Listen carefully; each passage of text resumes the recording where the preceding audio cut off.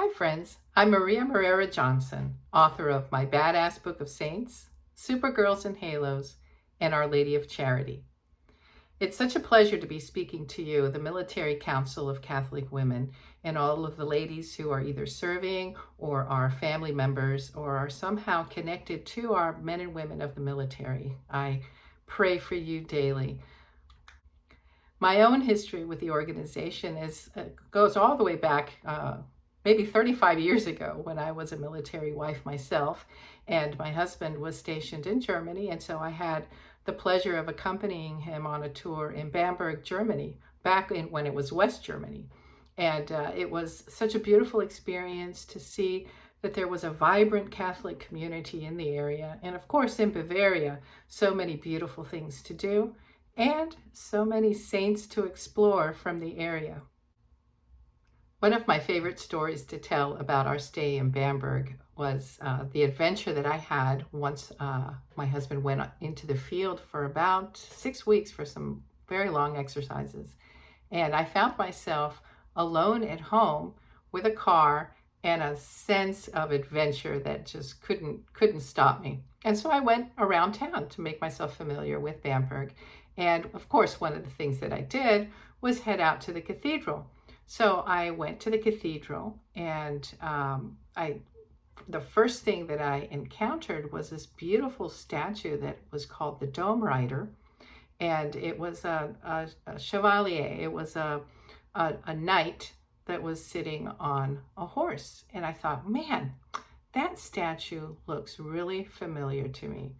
But I was so excited to be in a new town, and I was so excited to be in the cathedral that I just kind of put it in the back of my mind and kept going.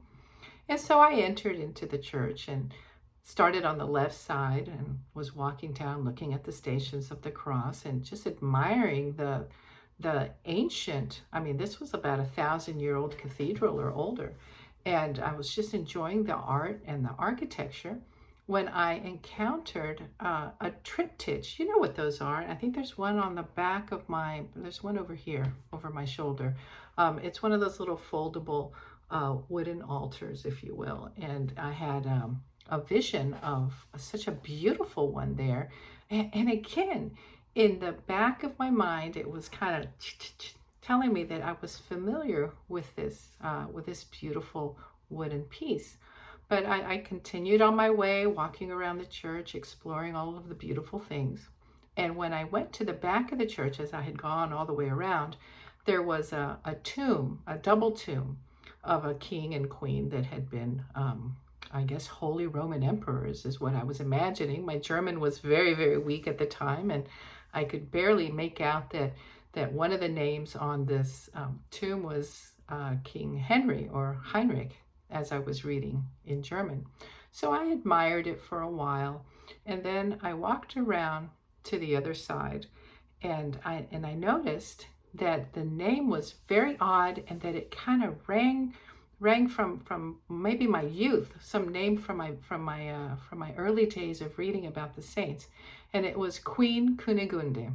Now, this is my favorite story. When I was in the 5th grade, I was studying with my classmates. I attended Christ the King Elementary School in Atlanta, and my classmates were preparing for their confirmation. Now, my personal history is a little interesting in that regard, because I was born in Cuba in the early 60s at a time when the Cuban Communist Revolution had taken over. And one of the things that happened was that many of the priests were expelled from Cuba or put in jail because it was a declared atheist government. And as a result, there was a scarcity of priests to perform the sacraments. So when I was a tiny baby, I was baptized immediately after birth, and some months later, a visiting priest made confirmations for everyone who was available. And so I was confirmed as a baby sometime before my first birthday. And that was fine. And as we know, it's a part of the church history. But as a 5th grader, it was kind of hard for me to understand that I was not going to be confirmed with my classmates because I had already received that sacrament. So Sister was very encouraging and was very supportive of my situation, because my classmates would be taking this class and I would not be participating in the practice of walking up or sitting down, or where we were supposed to be moving in the church during the sacrament. So she would hand me a book about the saints, and it was always some new saint. And I think that in those early days, in those beginnings, I owe my love of the saints to Sister St. Thomas, who was always handing me a book about saints to read while the class was having their instruction. And at that time, I discovered St. Kunigunde. Now, let's think about what a 10-year-old would have to say about such an unusual name. I was immediately drawn to this woman's history, because what an unusual name. And as I read her story, I was really taken aback by perhaps the cruelty of people, but also I captured her incredible faith. And here's the story of St. Kunigunde. She was married to the Holy Roman Emperor Henry. This was in about the year 1000 or so.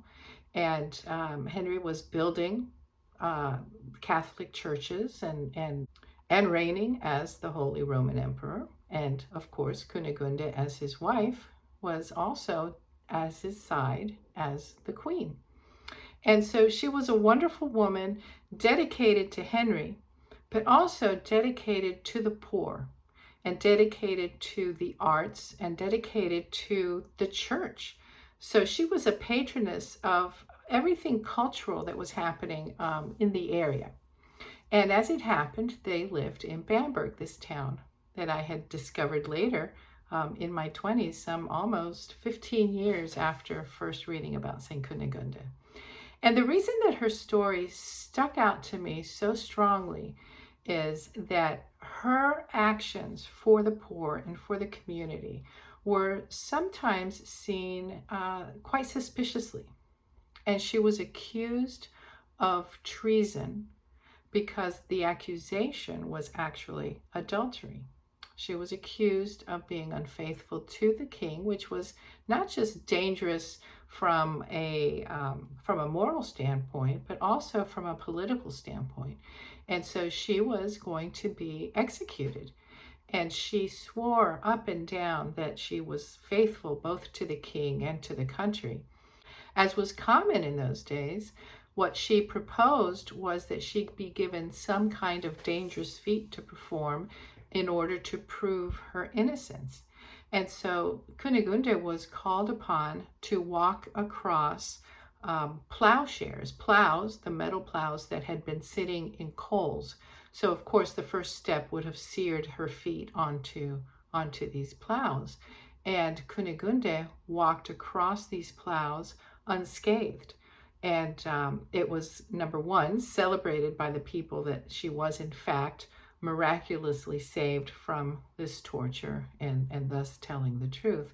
But also, it endeared her even more to Heinrich, who was so happy to see that she was a woman of strong faith and that she stood up against these accusations. And so Kunigunde stuck out in my mind as a 10-year-old as, wow, such a crazy woman, but also what an example of faith to boldly tackle such a challenge with the faith that she would not be hurt in any way. And so I think at that moment in my life, my great love of the saints started.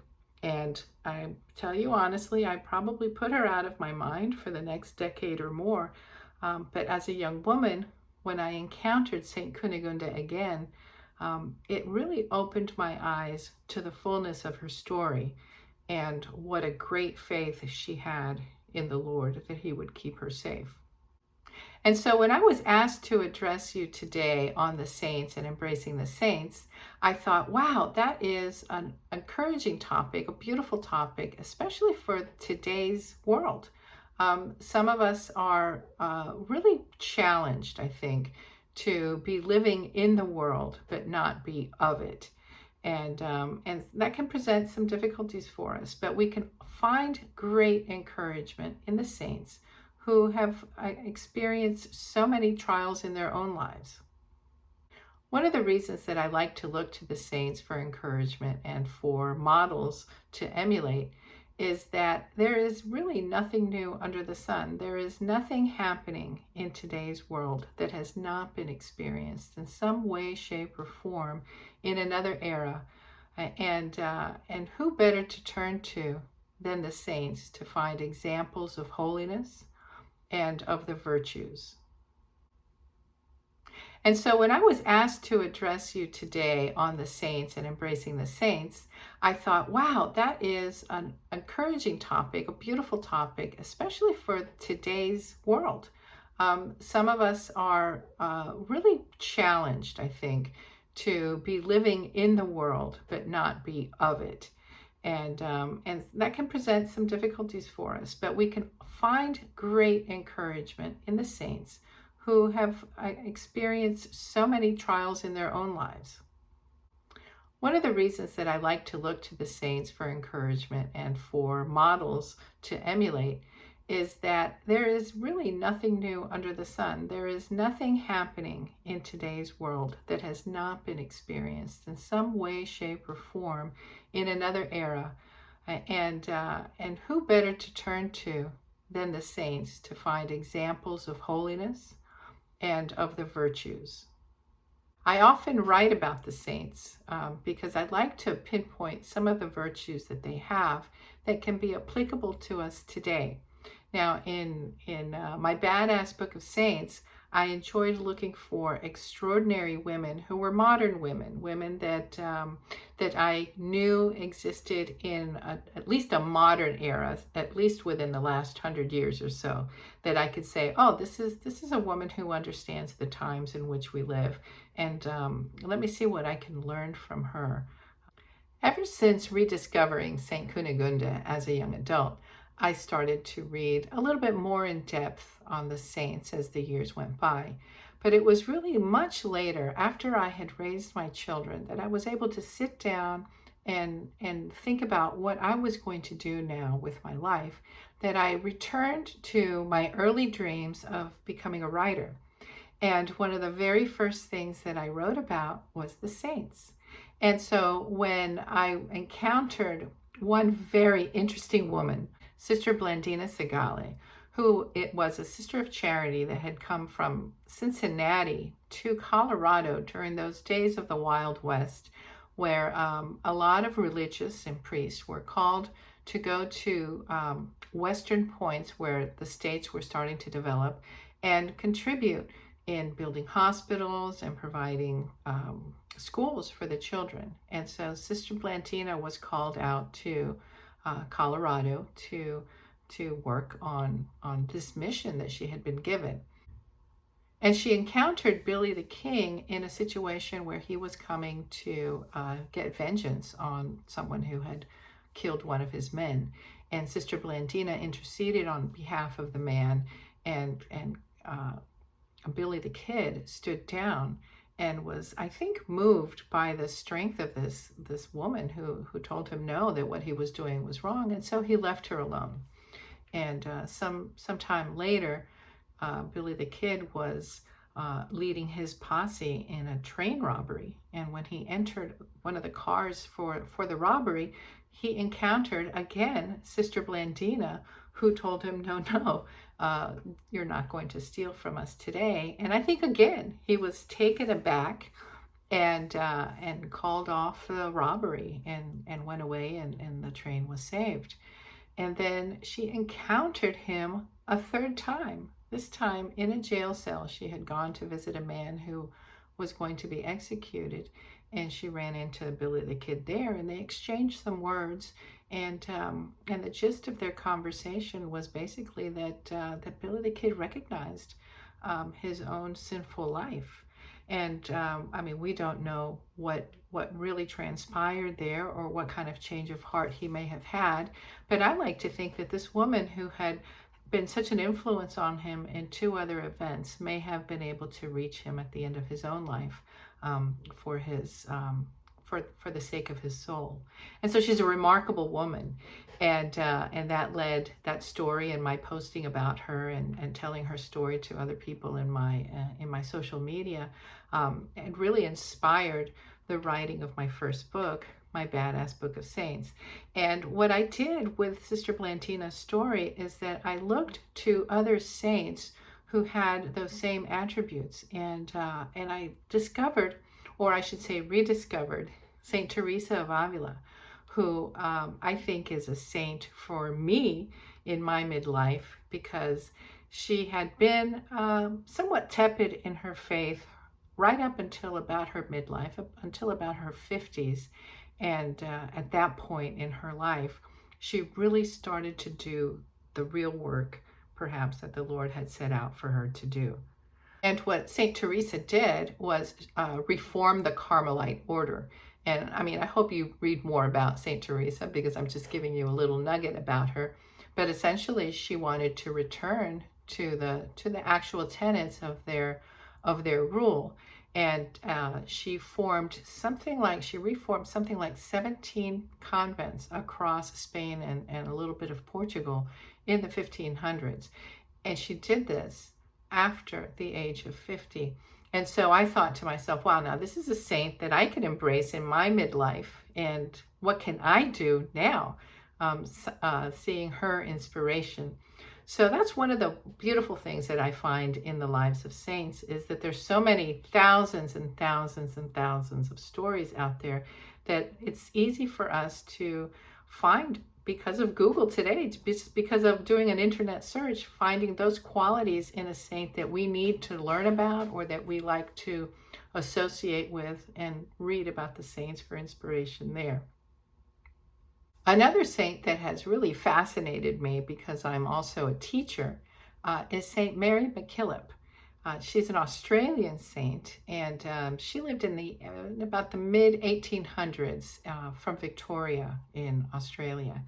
And she came from a very poor family. She was the oldest, and by the time she was a very young woman, what we would call perhaps a teenager, she started to work as a governess to help her family and to help earn some money to keep the family afloat during some very difficult times.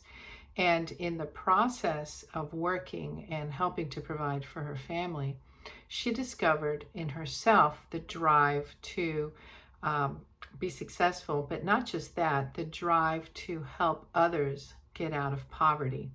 And in her mind, the best way to do this was through an education. And so that, of course, speaks to me greatly as a teacher myself.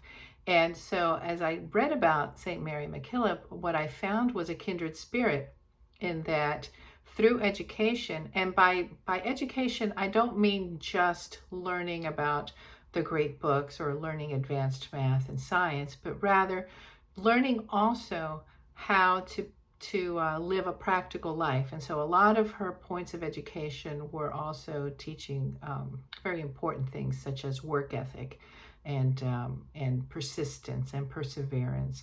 And so she was a wonderful, wonderful teacher. And in conjunction with her spiritual director, they discerned that the best thing to do was for St. Mary McKillop or Sister Mary at the time, to develop an order of nuns that would be dedicated to the education of the poor.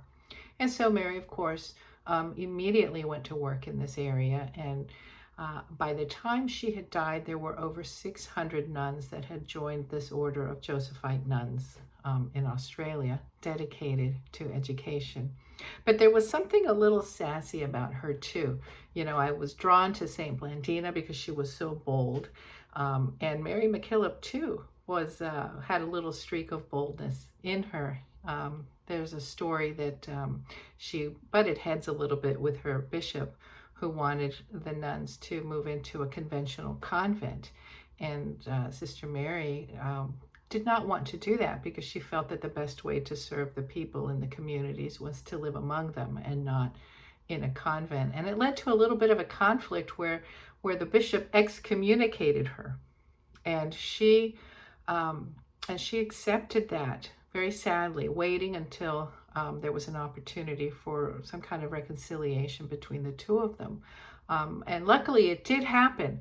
It took some months for this to occur, but eventually there was a matter where it was addressed, and the bishop did call her back into communion to the church. But even during that time, she showed a great strength and trust in the Lord that their misunderstanding would be worked out.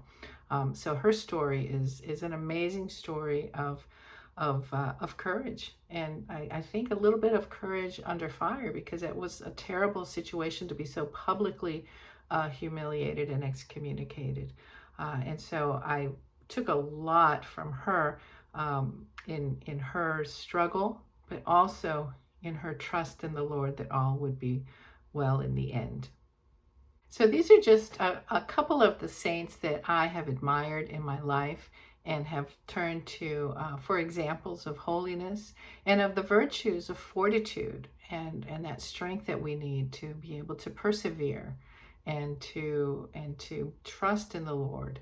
And so I encourage you to find your own patron saints, to look to the saints for these great examples and inspiration, and sometimes consolation that we can find not only in their stories but in their humanity, because after all, they're made of the same stuff as we are. In other words, we are saints in the making too.